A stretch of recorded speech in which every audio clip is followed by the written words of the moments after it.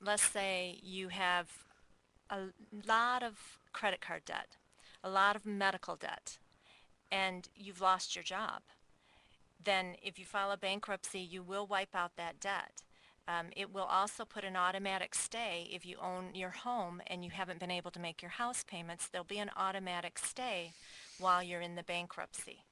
Now the banks, the secured lenders, such as the lender for your vehicle or your house, can file a motion to lift the stay, but generally they don't do that immediately. So it can buy you a little bit of time while you try to get things in order.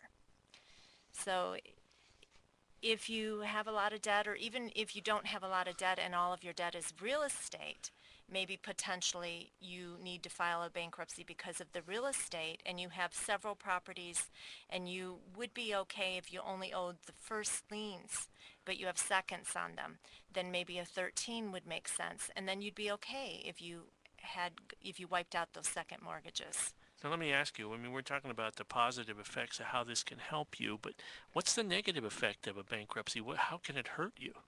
Something to take into consideration of the overall thing, right? A lot of people are really concerned that it's going to hurt them. It's going to stay on their credit report and they're not going to be able to get credit again. They're not going to be able to buy a house again. That's not true. Normally, within a year, within 2 years, you have rebuilt and rebuilding your credit. You'll pay higher interest rates at first, but your credit will slowly start to increase as long as you do things to make it increase. It will be hard to obtain credit at first, but within 1 year you can buy a house again. Within 2 years you can buy with a FHA loan, a government loan, you can buy a house again. So there is not really a downside unless you have property that you're trying to protect and you're afraid that the bankruptcy court would then take that. Now, I know there's a lot of employers now that are asking about credit histories. Does that affect maybe what an employer would say when they were thinking about hiring you? A lot of people here, especially in Nevada, if you are going for a gaming license or you work for one of the casinos, they value their credit, especially if they have anything to do with money. So that is an issue that does have to be taken into consideration. And sometimes military people with high clearance, they have to request, they have to go through their chain of command and explain their situation. I've had those situations. A lot of times they do give them permission and tell them that they can do that, but that is a consideration. Hmm. So, in other words, if you don't do anything, you have a negativity on your credit rating, and that looks poor. Yeah. If you do something, I mean, it'll show that you file for bankruptcy, and a lot of places do ask. But then they know also that if you have already filed, you can't file again. And so, within the next 10 to 7 to 10 years. So that opens an opportunity for them to still look at it and say, okay, she's taking care or he's taking care of the matter and starting all over again. So Mm. we're going to give that opportunity. So in both concerns, if you don't do anything, your credit is still bad. If you do something, it'll reflect it, but at least you're starting all over again and you're not starting with the debt. So Uh, I think this information mm. is very important to put out there. Sure. Sure. So now my question is, how long is the process? If I was to want to do it, I got a lot of debt. It's not just credit cards, but other things, medical, and I want to clear the slate so I can start all over again. And it may take a couple of years, but I'm young enough to have that time. What is the process? I mean, how long? Is it going to be 2 years? Normally what happens is if you're considering doing a bankruptcy, you should consult with an attorney. The bankruptcy courts require 6 months of proof of income. If you own your own business, you have to do profit and loss for 6 months.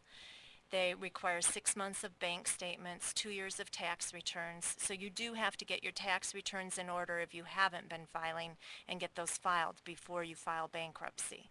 And then we look and see what are your assets. In Nevada, if you're a single person, your vehicle is protected up to $15,000 in equity. If you're a couple, you get that for two vehicles. Your home is protected up to 550,000 in equity. And remember, that's equity. If you've purchased the home within 2 years, it's only 125,000. So 401ks, IRAs, those are protected vehicles. So are your life insurance policies, depending on how much your premium is every month. So the process for a Chapter 7 is 4.5 to 5 months from start to finish. A 13 is 3 to 5 years. Oh, wow. Let's see, I didn't know that. And the 13, if you were to explain what that is, what is a 13? A 13 is a payback plan. It can be a 100% payback plan. It can be a small percentage, pennies on the dollars. You're paying your creditors back. There's priority claims. The administrative claims get paid first. IRS, your secured creditors get paid first. So if you're on arrearages on your house, it helps you get back and so that you are on time, and it helps you alleviate that issue. So a Chapter 13, it just depends on whether or not you're going to be in it 3 years or 5 years and what the issues are, whether that's the avenue you should do. And with that, you definitely need some income. Before our minutes dwindle down, I would like for you to tell them how they can get in touch with you if they have more questions or they're interested in filing and they want you as their attorney. Okay, we do free consultations. You can contact us through our website at www.hurdicklaw.com. Our phone number is 702-966-5200. And you can set up a consultation. I will ask you when you call to bring certain things with you so that we can give you a thorough consultation and give you some guidance as to what would be your best options. Fantastic. Now give them that number one more time. The number is 702-966-5200. So now, as I said when I read her bio, she's been doing this since 1999, and this is 2013. So, Carrie, you do have a lot of knowledge on bankruptcies and what would be the best thing to do. And also, which a lot of times we don't state when we interview someone, but this is a Christian show, and Carrie is a Christian. And so you're going to feel comfortable by calling her and going to her and doing business with her if you are interested in doing that, because you know she's going to do the right thing. Do you pray for your clients, Carrie? Yes. Yes? And I always do what's best for the clients. There you go. Definitely. Yeah. Who could ask for better than that? Yes. And also, like I said, she wants to earn your trust. You know, so it's not just, okay, come to me, and if I can't do it, I'll, put you on another person. Anyway, I want to cover the most important things before we get off. So now the difference between a Chapter 7 and a Chapter 13 is one you pay back, one you don't. Correct. Okay. And then what is true? Is it 7 years and it drops off your credit, or is it 10 years, or does it depend on which one you file? It depends on which one you file. Normally, it is 7 years for a Chapter 13 and 10 years for a Chapter 7. Oh, okay. Now, see, I used to think it was just, a plain, 10 years and it's gone.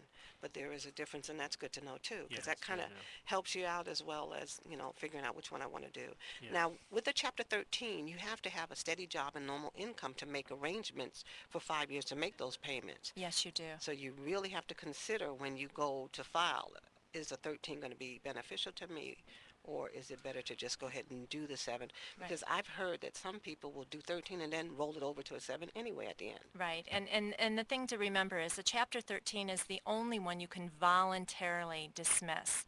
And sometimes people are in a situation because 6 months before is what the means test is, what the court will look at that your income is. And so maybe you are in a 13 in the beginning, but later down the road you convert. But you also have to know if it's wise for you to convert. So there's reasons why sometimes you shouldn't convert. Fantastic. Well, we're down to almost 30 seconds, Carrie, so please give them your number one more time. 702-966-5200. And we thank you so much for Thanks, coming Carrie. on. And Thank you. if we have some people who are interested and you can't get her, call me at the station here and I will be able to give you that information. Thank you, DW. Thank you, Carrie. And thank you, audience, for listening. Thank you.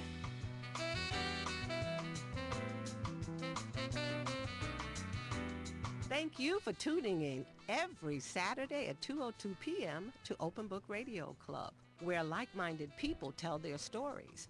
Poets, authors, small businesses, spoken word, and music writers come together as a community. So don't forget Tune in every Saturday at 2:02 p.m. to Open Book Radio Club. Hello, this is Samantha Landy. I'd like to invite you to listen to Psalms of Hope on Tuesday mornings at 9:30 here on KKVV. And if you'd like more information about my ministry, you can go to my website at samanthalandy.com. But don't forget, KKVV Tuesday mornings at 9:30 for Psalms of Hope. Ministry that moves the heart and advertising that moves the market. KKVV, Christian Talk Radio, 1060 AM, Las Vegas, Nevada. For more information, call